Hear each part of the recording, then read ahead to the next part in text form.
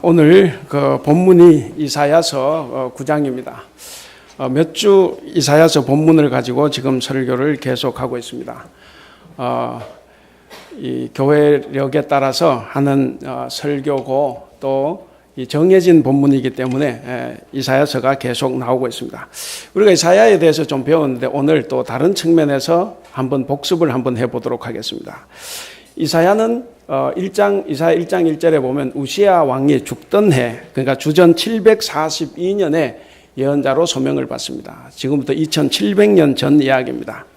우시야는 4명의 왕을 거치죠. 우시야, 요담, 아하스, 그리고 히스기야, 이 4왕을 거치면서 무려 40년간 예루살렘을 중심으로 해서 활동을 했던 그런 예언자입니다.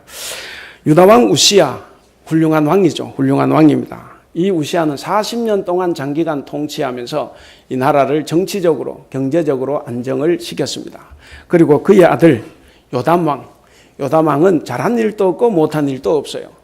이 유다 이스라엘 왕들 중에서 잘한 일도 없고 못한 일도 없으면 잘한 겁니다. 네, 이 잘하기가 쉽지 않아요.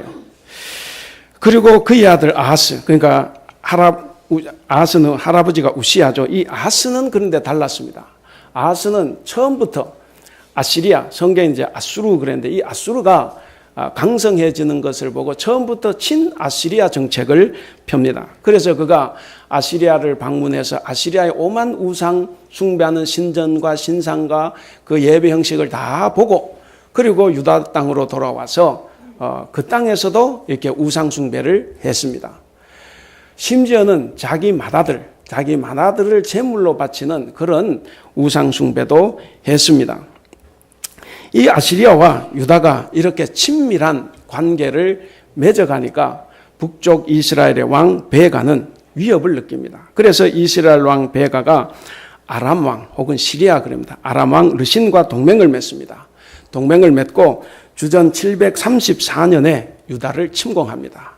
유다를 침공해서 예루살렘을 포위하게 됩니다. 이것이 구약 성경에서 가장 중요한 역사적 사건 중에 하나라고 지난 2주 전에 말씀드렸습니다. 바로 이것이 아람 에브라임 동맹군의 예루살렘 포위 사건입니다. 당시 이스라엘 왕 베가는 이 연합군이 침공했을 때 예루살렘에서 하루 동안 12만 명의 유다 군인들을 살해를 했습니다. 그러니까 굉장한 위기에 처한 거죠, 유다는. 그래서 이 유다 왕 아하스는 이 아수르에게 도움을 구하려고 합니다. 이때 이사야가 아수르에게 말을 하는 것이 있습니다. 아하스 왕에게 7장 4절을 보시면 그렇게 되어 있습니다. 아람 왕 르신과 르말리아의 아들 이스라엘 왕 베가는 연기 나는 두 부지깽이 그루터기에 불과하다. 이렇게 말하면서 너는 그를 두려워하지도 말고 낙심하지도 말라라고 합니다. 연기 나는 두 부지깽이에 불과한 거예요. 그러면서 11절에서 그렇게 하죠. 왕에게 하나님께 한 징조를 구하라 이렇게 이야기를 합니다. 하나님께 징조를 구하기만 하면 하나님께서 그것을 다 들어주실 거다. 그러니까 아시리아를 의지하지 말고 하나님께 징조를 구하라고 전하고 있는데도 이 아하스는 이사야의 말을 듣지 않습니다. 뭐라고 하냐면 그 성경을 읽어보시면 오히려 하나님께 징조를 구하는 것이 하나님께 불경한 짓이 됩니다 하면서 징조를 구하지 않아요. 결국 아하스는 하나님의 명령, 이 이사야의 예언을 불순종하고 하나님의 말씀보다는 눈에 보이는 이 아수르의 군대의 힘을 의지합니다. 그래서 아시리아의 황제 디글랏 빌레셀에게 원군을 요청합니다. 이렇게 불신앙적인 아하스 왕은 징조를 구하지 않았어요. 그런데 우리의 하나님께서는 징조를 구하지 않는 아하스에게 징조를 보여주십니다. 그것이 유명한 동정녀 탄생 임마누엘에 관한 예언입니다. 여러분 7장 14절을 우리 다 같이 한번 읽어보겠습니다. 그때 주신 징조를 구하지 않을 때 하나님께서 주신 징조입니다. 이사야서 7장 14절 다 같이 읽어보겠습니다. 시작. 그러므로 주께서 친히 징조를 너희에게 주실 것이라. 보라 처녀가 잉태하여 아들을 낳을 것이요 그의 이름을 임마누엘이라 하리라. 아멘. 예. 징조를 구하지 않음에도 불구하고 하나님께서는 징조를 보여주십니다. 메시아의 탄생 예언은 이것뿐만이 아닙니다. 2주 전에 설교했던 그 본문 11장 1절에서도 나왔죠. 이새의 줄기에서 한 싹이 난다. 이 예언. 그리고 오늘 본문에 나오는 예언. 이런 것들이 다 이 당시에 있어지는 예언들입니다.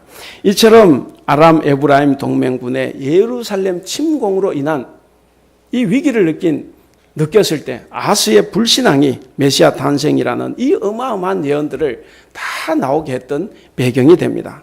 그러니까 이 사건이 중요하지 않을 수가 없습니다.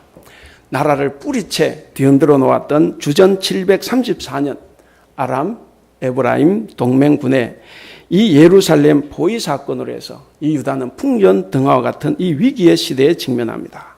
이때 이 유다 백성에게 이 이사야가 변방을 비추는 큰 빛인 한 아기의 탄생을 예고합니다. 한 아기의 탄생을 예고함으로써 희망과 평화를 선포하는 것, 그것이 오늘 우리 본문의 이야기입니다. 한 아기의 출생, 이 한 아기의 출생으로 하나님의 세상 다스리심의 한 방법이 나옵니다.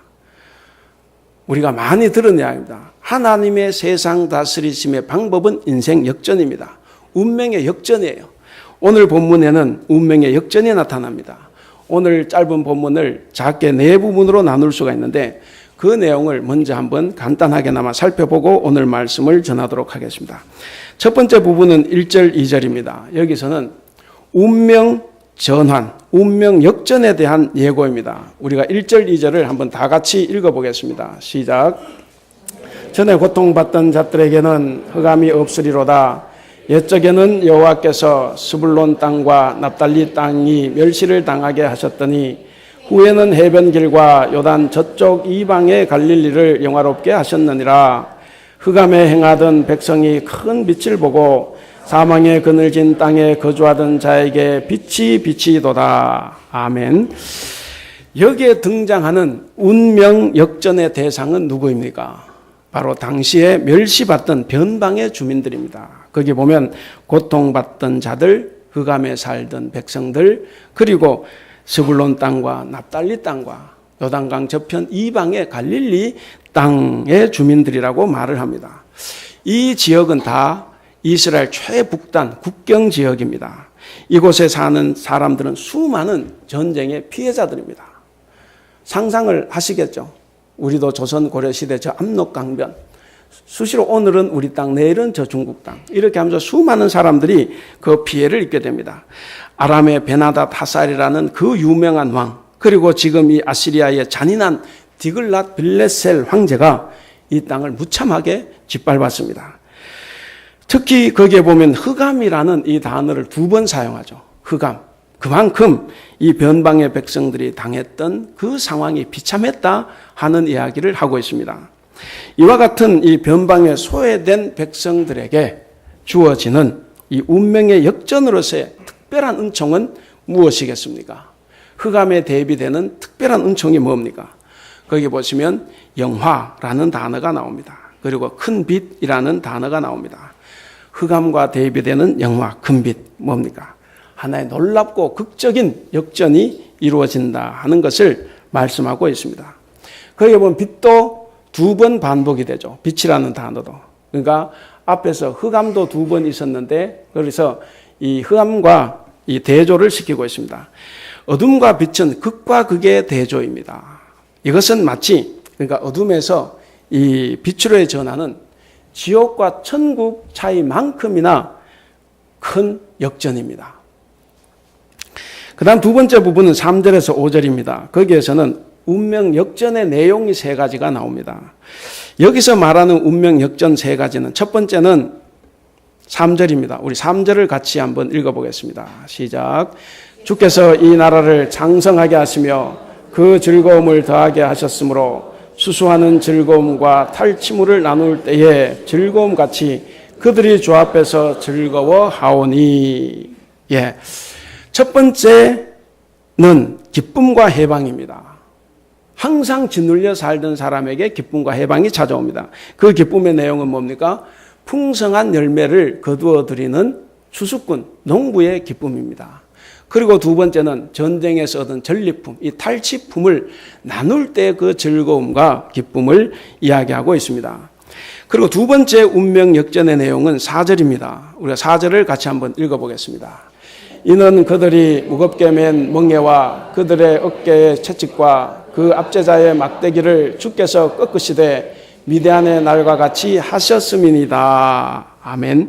예, 거기 두 번째 내용은 뭡니까? 무겁게 맨 멍에와 채찍과 압제자의 막대기로부터의 해방입니다. 우리 민족도 일본의 식민 통치 지배를 받았습니다. 그렇기 때문에 그 학정의 그 멍에, 채찍, 막대기가 얼마나 쓰라린가 하는 것을 우리 민족은 겪었습니다. 바로 이런 억압 통치로부터의 이 해방이 본문에서 말하는 운명 역전의 내용입니다. 그리고 세 번째 운명 역전 내용은 5절입니다. 우리 5절을 같이 한번 읽어보겠습니다. 어지러이 싸우는 군인들의 신과 피 묻은 겉옷이 불의 섭같이 살라지리니. 예, 운명 역전의 세 번째는 바로 전쟁 종식입니다. 여기에서 예언자는, 그러니까 이사야는 약자를 무참하게 짓밟았던 그 원수들의 전쟁 도구인 군화와 군복을 땔감으로 사용한다는 거예요. 땔감으로 사용한다는 바로 그 극적인 상황을 여기서 보여줍니다. 그러니까 전체적으로 뭡니까? 이제 한 아기가 오시면 참으로 새로운 평화의 시대가 열릴 것을 예고하는 말씀입니다. 그리고 이제 크게 세 번째 6절입니다. 거기서는 운명 역전의 원인과 동기에 대해서 말을 합니다. 우리 6절을 한번 읽어보겠습니다. 이는 한 아기가 우리에게 낳고 한 아들을 우리에게 주신 바 되었는데 그의 어깨에는 적처를 메었고 그의 이름은 기묘자라 모사라 전능하신 하나님이라 영존하시는 아버지라 평강의 왕이라 할 것임이라. 아멘. 예, 여기서 이사야는 드디어 운명 역전의 그 동기와 원인이 될 이 중대한 사건을 예고합니다. 여러분, 흑암에서 살고 있는, 흑암에 처한 백성들이 가장 원하는 것이 무엇이겠습니까? 이들에게 가장 절실한 문제는 왕의 문제입니다. 현재 우리 대한민국의 문제는 대통령일 수도 있어요. 훌륭한 왕, 막강한 권세와 능력과 지혜를 가진 위대한 왕, 무엇보다도 평화의 왕, 이 평화의 왕을 만나는 것, 이것이야말로 모든 문제 해결의 열쇠입니다. 이런 왕이 태어날 것을 이사야가 여기서 예고하고 있습니다. 그 왕은 어떤 왕이냐면 변방의 백성들이 상상하고 기다렸던 그 이상의 왕입니다. 그들이 상상했던 그 이상의 크고 위대한 왕입니다. 인류 역사상 그 어떤 왕과도 비교할 수 없는 높은 지위와 통치 능력을 소유한 바로 유일무이한 큰 빛, 큰 왕으로 설명을 하고 있습니다. 여기서 예언자는 이 왕의 신분을 하나님의 아들 이렇게 말합니다. 그리고 그 직책은 뭡니까? 정사, 그렇게 합니다. 이 정사라는 말은 하나님의 주권을 가진 통치자라는 뜻입니다. 그래서 하나님의 주권을 가진 통치자. 그리고 그에게 수여되는 위대한 이름이 네 가지가 나옵니다. 끝에 보면 나오죠. 기묘자라, 모사라, 전능하신 하나님이라, 영존하신 아버지, 평강의 왕, 이렇게 되어 있는데 우리 성경에는 5가지예요. 그런데 원문에는 기묘자라, 모사라가 한 단어입니다. 기묘한 모사 이렇게 돼요. 그래서 훌륭한 위로자, 훌륭한 상담자, 훌륭한 카운슬러 이런 이야기입니다. 그리고 두 번째는 어떤 원수도 물리칠 수 없는 강력한 하나님이라는 겁니다. 그리고 세 번째 이름은 영원하신 아버지입니다. 그리고 마지막 네 번째는 평화의 왕입니다. 이 평화의 왕은 억압과 폭력이 아닌 평강과 온유로 통치할 그런 군주를 말하고 있습니다.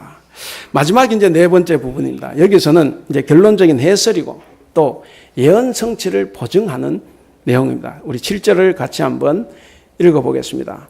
그 정사와 평강의 더함이 무궁하며 또 다윗의 왕자와 그의 나라에 군림하여 그 나라를 굳게 세우고 지금 이후로 영원히 정의와 공의로 그것을 보존하실 것이라.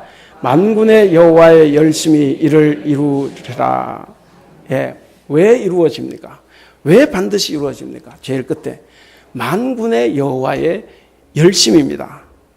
여기서 예언자는 태어날 아기는 다윗 왕의 후손이고 그리고 이 예언은 반드시 성취된다고 말을 합니다. 새 왕이 통치하는 내용은 공평과 정의입니다. 여러분 꼭 기억하시기를 바랍니다. 그분은 이 땅에 평화의 왕으로 오셔서 평화의 나라를 세우십니다. 그 평화의 나라는 공평과 정의로 이루어집니다. 평화라는 것은 변방에도 큰 빛을 비추는 바로 공평과 정의의 바탕을 둡니다. 우리나라가 왜 평화롭지 못합니까? 우리나라가 왜 어지럽습니까? 대통령이 공평과 정의가 아닌 특권과 반칙의 바탕을 두고 변방의 국민이 아닌 자기와 자기 자신들의 측근에게만 빛을 비추기 때문에 그렇습니다. 그러나 평화의 왕으로 변방의 큰 빛으로 오시는 그분은 이 땅에 오셔서 모든 운명을 역전시키는 공평과 정의로 이 땅에 하나님의 나라를 이루실 겁니다. 왜? 만군의 여호와의 열심입니다. 그 여호와의 열심이 기필코 이 예언을 성취하신다고 말을 하고 있습니다. 본문에서 예언자 이사야는 미래에 일어날 이처럼 놀라운 사건, 즉 한 아기의 탄생으로 일어날 놀라운 이 역사의 대전환 사건을 예언하고 있습니다. 여러분, 그렇다면 이 이사야가 예언한 아기의 탄생이 당시 사람들에게는 어떤 의미가 있었을까? 당시의 사람들은 한 아기를 어떻게 봤을 것 같습니까? 오늘 우리는 예수님이라고 봅니다. 아마 그때 당시의 사람들은 조금 후에 나올 요시야 왕으로 생각했을 수가 있습니다. 어쨌든 당시 사람들은 어떤 의미가 있었을 거고 또 변방을 비추는 큰 빛이신 이 한 아기의 탄생이 오늘 우리에게는 어떤 의미가 있을까? 그리고 우리의 삶에는 어떤 변화를 일으킬까 하는 것을 생각하면서 오늘 말씀의 은혜를 나누기를 원합니다. 먼저 아기의 탄생은 암흑 속에 살던 사람에게 큰 기쁨의 좋은 소식이었습니다. 여러분, 어둠 속에서 상처받고 고통받는 사람들에게 성탄절은 그 어둠으로부터의 해방과 구원, 이것이 중요합니다. 과거에 상처받고 억압받았던 것으로부터의 완전한 회복과 치유, 그리고 미래에 대한 소망과 평화를 가져다 주는 것입니다.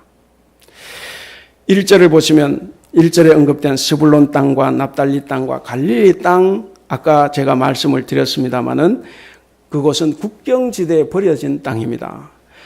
나라로부터 유배된 사람들, 그리고 공동체로부터 쫓겨난 사람들이 아무런 희망도 갖지 못하고 거기에 몰려 사는 바로 험악한 사람들이 살고 있는 거친 땅이 바로 그 지역입니다.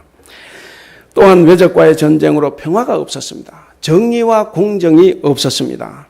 이 지역은 이와 같은 사람들이 가난하고 힘이 없고 배우지 못해서 늘 무시당하며 살았던 곳, 바로 차별당하며 살았던 곳이 바로 그 지역입니다.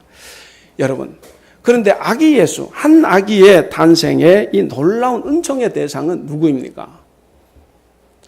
한 아기가 탄생하심으로써 이 놀라운 은총을 받는 대상은 수도 예루살렘에 거주하는 권세자들이나 부자들이나 지식인들이 아닙니다.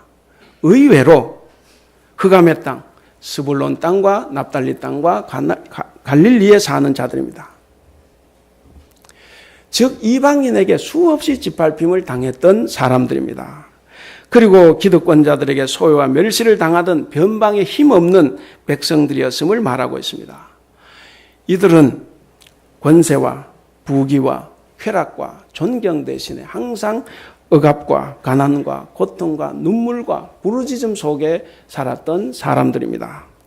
하나님은 바로 이런 변방의 사람들을 찾아가셨습니다. 그들을 찾아가셔서 지금까지의 모든 차별과 억압과 고통과 고난을 다 뒤엎고 그들을 영화롭게 하십니다. 하나님께서 이들 특권층에 속한 힘 있는 자들을 거부하시고 오히려 가난한 자와 멸시받는 자를 초대하셨습니다. 그들을 초대하셔서 그들에게만 큰 빛을 누리는 기쁨과 영화를 주셨습니다. 기득권자들이 볼 때는 정말 대단히 불합리한 처사입니다. 그러나 억압당하는 변방의 사람들 입장에서 보면 참으로 공평하신 하나님입니다. 두 번째로 한 아기의 탄생은 이 땅의 모든 질서를 역전시키는 대전환 사건입니다. 메시아의 탄생 소식이 어떤 사람에게는 위로가 되고 평화가 됩니다. 그러나 어떤 사람에게는 심판의 메시지가 됩니다. 그래서 심판을 피하도록 하기 위해서 회개를 촉구하는 것이기도 합니다. 왜 하나님은 여러분 아하스가 징조를 구하지 않겠다고 하는데 징조를 보여주셨겠습니까? 통치자들, 기득권자들은 나라가 망해도 살 수 있어요. 그들은 돈이 있고 그래도 남은 힘이 있습니다. 그러나 가난한 백성들은 지금도 못 살지만 나라가 망하면 계속 착취당하는 거예요. 절대 빈곤의 삶을 살 수밖에 없습니다. 이 변방에 사는 가난한 백성들은 하나님이 보호하시지 않으면 누구도 보호해 줄 수 없는 사람들입니다. 그렇기 때문에 하나님은 가난한 자를 외면하지 않습니다. 이런 시기에는 모든 사람이 다 메시아를 고대합니다. 가진 자도 가져요. 정권을 잡은 사람도 메시아를 고대하고 그들로부터 핍박을 당하는 사람도 메시아를 고대합니다. 왜? 정권을 잡은 사람은 제발 강대국들로부터 위험에 벗어나서 자기 정권 계속 누리는 거예요. 그러나 교만하고 거만하며 하나님을 열심히 믿으면서도 하나님이 없다는 듯이 살아가는 사람들에게는 반드시 그날은 심판의 날이 됩니다. 그러나 가난과 착취에 벗어나고자 하는 가난하고 멸시당하며 억압받았던 이 사람들에게 메시아의 탄생은 위로와 평화의 기쁜 소식이 될 것입니다. 이와 같은 이 역사의 대전환 사건에 대한 이사야의 예언은 예수님이 탄생하심으로써 완벽하게 다 이루어졌습니다. 여러분 성탄절은 온 세계가 다 기뻐하죠. 이 대만은 참 특이해요. 25일을 이렇게 공휴일로 삼지 않은 것. 예. 그러나 성탄 분위기는 다 납니다. 바로 전 세계가 즐거워하는 명절입니다. 오늘 6절에 한 아기가 우리에게 낳고 한 아들을 우리에게 주신 바 되었다라는 이 이사야의 예언은 그로부터 700년 뒤 아기 예수님의 탄생을 예언하는 것입니다. 즉 이 예언은 2000년 전 유대 베들레헴의 한 마국간 말구유에서 아기가 탄생함으로써 실현되었습니다. 왕 중에 왕이시고 생명과 진리의 원천이시며 참 빛으로 오시는 이 예수님이 탄생하셨을 때 여러분 그 놀라운 기쁨에 참여한 사람들은 누굽니까? 모두가 다 변방의 사람들이었습니다. 우선 그의 친부모이신 요셉과 마리아가 그랬습니다. 밤에 들에서 양을 지키던 목자들이 그랬습니다. 그 기쁨에 참여했던 다수의 이방인들이 그랬습니다. 고통과 질병과 슬픔과 멸시천대 속에서 하루하루를 살아갔던 수많은 무리들이 그랬습니다. 그들은 모두가 다 변방과 흑암의 땅, 그 땅에 사는 백성들이었습니다. 부자와 권세자들은 오히려 메시아의 오심 왕의 도래의 방해자들이었고 반대자들이었습니다. 우리가 성경 하나를 좀 찾아보겠습니다. 누가복음 2장 14절을 우리가 함께 읽어보도록 하겠습니다. 누가복음 2장 14절. 누가복음 2장 14절 함께 읽어보겠습니다. 읽겠습니다. 시작. 지극히 높은 곳에서는 하나님께 영광이요 땅에서는 기뻐하시는 사람들 중에 평화로다. 아멘. 그래서 우리가 성탄절이 되면 양쪽 기둥에 겁니다. 하늘엔 영광, 땅에는 평화. 여러분 하늘엔 영광이 맞아요. 땅에는 평화. 이건 조금 의미가 다릅니다. 여러분 땅에는 평화할 때 그 사이에 뭐가 들어가 있어요? 하나님이 기뻐하시는 사람들. 표준 세번역에는 하나님이 좋아하시는 사람들. 그들에게만 평화입니다. 여러분 예수님의 탄생을 알리는 복음서가 어디입니까? 마태복음과 누가복음이에요. 마태복음의 탄생 이야기는 어디에서 시작이 됩니까? 왕궁에서 시작이 돼요. 그 왕궁에는 왕과 지배자들, 그리고 종교 지도자들 거기에 들어앉아 있었습니다. 그들이 왕이 탄생했다는 소식을 듣고 뭘 합니까? 죽이는 거죠. 그래서 이 아기를 죽여가지고 2살 이하의 유아들을 학살하는 겁니다. 여러분, 예수님의 탄생이 피비린내 나는 이야기였어요. 그런데 이런 예수님이 평화를 위해서 오셨다 하는 것은 좀 뭔가 이상하기도 합니다. 그것은 뭐냐면 가진 자들은 자기의 기득권을 빼앗길 수 있기 때문에 절대 반대하는 겁니다. 그럼 누가복음에서 예수님 탄생 이야기는 어디에서 시작이 됩니까? 들판에 밤에 양을 치던 목동에서 시작이 돼요. 그리고 그들이 어디로 찾아갔습니까? 왕궁이 아니라 마국간, 말구유로 찾아갔습니다. 그래서 거기서는 예수님 탄생을 축하하는 정말 아름다운 소리들이 거기에는 있습니다. 그래서 땅에서는 하나님이 기뻐하시는 사람들, 그들은 바로 변방의 백성들이라는 것을 알 수가 있습니다. 우리는 또다시 2016년의 성탄절을 맞이합니다. 우리 인간의 모든 운명을 역전시키시는 이 예수님의 탄생이 우리와 어떤 관계가 있을까? 제가 질문 하나를 던져보겠습니다. 이 놀라운 빛과 영광과 기쁨에 참여하도록 초대받은 백성들, 즉 변방에 소외된 백성들, 그 백성들 가운데 여러분들은 그 안에 있습니까? 아멘은 혼자 하셨는데 다 그 안에 있다고 저는 믿습니다.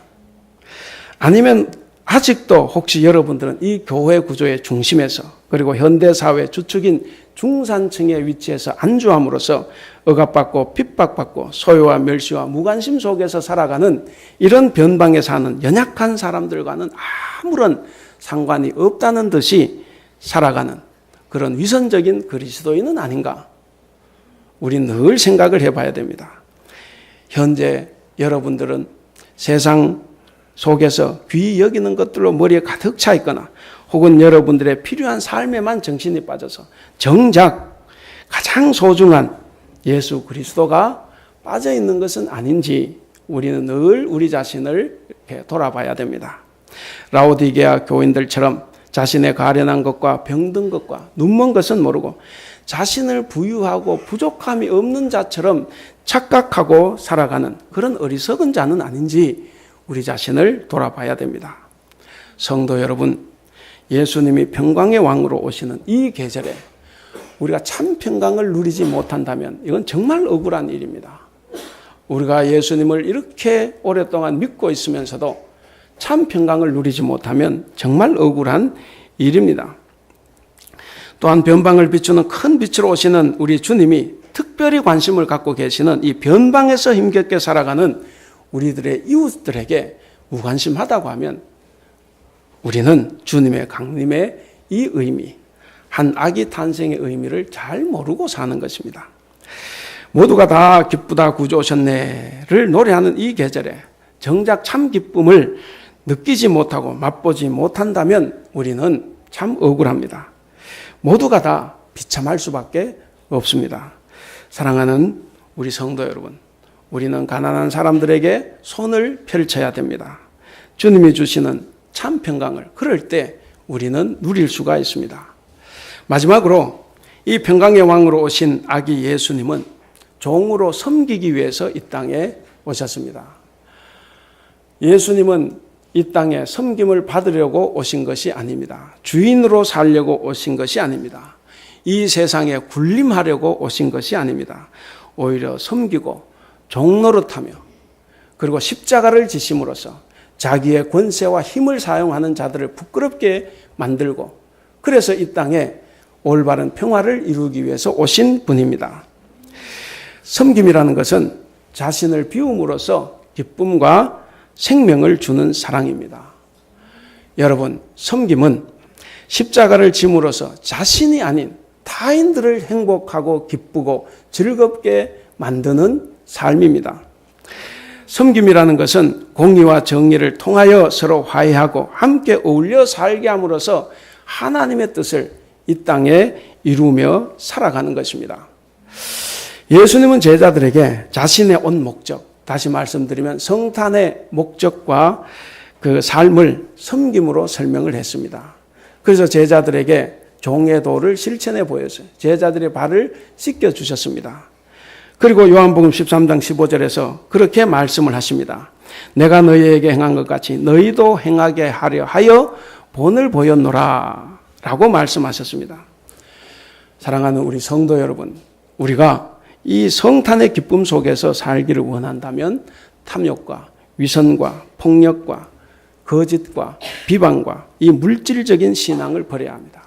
아기 예수님의 마음을 우리가 품어야 합니다. 그래서 강팍한 마음, 거짓된 마음, 더러운 마음, 탐욕적인 마음, 교만한 마음을 버리고 회개하는 마음과 하나님의 뜻을 행하는 마음으로 우리가 이웃을 섬김으로써, 그렇게 하나님을 섬김으로써 다시 오실 주님을 기쁘게 맞이해야 합니다. 그것이 참 성도입니다. 이제 말씀을 맺겠습니다. 여러분, 빛으로 오신 예수님이 혹시 보이십니까? 아니면 보이지 않습니까? 그 빛은 어둠 속에서 정말 찬란하게 빛이 납니다. 크리스마스 트리에 깜빡이가 있어요. 지금 별로 빛스러워 보이지 않습니다. 그런데 밤에 깜깜한 데 들어와서 이것을 켜면 이 방 전체가 환합니다. 빛은 밤이 깊을수록 더 찬란해 보입니다. 흑암의 땅 변방에서만 볼 수 있는 것, 그것이 빛이고 그것이 우리 아기 예수님입니다. 그래서 우리는 변방의 사람들이 있는 그 땅으로 내려가야 됩니다. 우리가 내려가지 않고는 절대로 빛을 볼 수가 없습니다. 성도 여러분, 오늘 우리들에게 주어진 분명한 사명이 있습니다. 변방을 비추는 큰 빛으로 오시는 그분을 우리는 맞을 준비를 해야 합니다. 그분을 맞이할 준비를 하기 위해서는 우리는 내려가야 됩니다. 우리는 함께 일어나서 가난과 소유와 멸시와 억압과 슬픔 속에 살아가고 있는 사람들의 그 자리로 내려가야 됩니다. 세상에서 가장 맛있는 짜장면 이야기가 있습니다. 저녁 무렵 한 여자아이가 2명의 동생들을 데리고 중국집에 들어와서 머뭇머뭇하다가 주방 앞에 앉아서 짜장면 2개를 시켰습니다. 동생들은 언니자 누나인 첫째가 안 먹는다고 하니까 왜 맛있는데 안 먹어? 하고 말을 합니다. 그러니까 언니가 말합니다. 오늘은 동생 너 생일이니까 너만 맛있게 먹어. 나는 점심에 먹은 것이 채서 속이 안 좋아. 그래서 못 먹는다. 라고 말을 합니다. 그러니까 동생들이 그 말을 듣는데 옆에 테이블에 보니까 자기 또래 애들이 엄마 아빠와 식사하는 모습을 봤습니다. 그러면서 말을 합니다. 우리도 엄마 아빠가 있으면 얼마나 좋을까. 같이 저녁도 먹고 하며 부러운 눈길로 바라봤습니다. 주방에서 일하던 아내가 아이들 얼굴을 뚫어지게 바라보다가 쫓아나와서 혹시 너 이내 아니니? 이내 맞지? 하고 말을 합니다. 맞아요. 근데 아줌마는 누구세요? 난 너 엄마 친구야. 나 모르겠니? 나 영선이 아줌마. 우리 교회 영선이 아닙니다. 영선이 아줌마야. 네가 어렸을 때 봐서 나를 모를 수도 있겠다. 정말 너희들 많이 컸구나. 어쩜 이렇게 많이 컸니? 너무 반갑다. 그때는 기고에 있었는데 엄마 아빠도 없이 이렇게 잘 자랐네. 아이들은 아내가 해준 짜장면과 탕수육 한 접시를 맛있게 먹었습니다. 그리고 인사를 하고 집으로 발걸음을 돌렸습니다. 잘 가라, 차 조심하고 다음에 짜장면 생각이 나면 또 와 하고 이 아이들이 사라질 때까지 뒤를 바라보고 있습니다. 그때 남편이 다가왔습니다. 누구네 애들이야? 나는 생각이 안 나는데. 아내가 말합니다. 나도 사실은 몰라. 엄마 아빠가 없는 애들인 것 같아서 음식을 그냥 주면 걔들이 자존심이 상처를 받을까 봐 그래서 엄마 친구라 하면서 그냥 준 거야. 남편이 말합니다. 근데 애들 이름은 어떻게 알았어?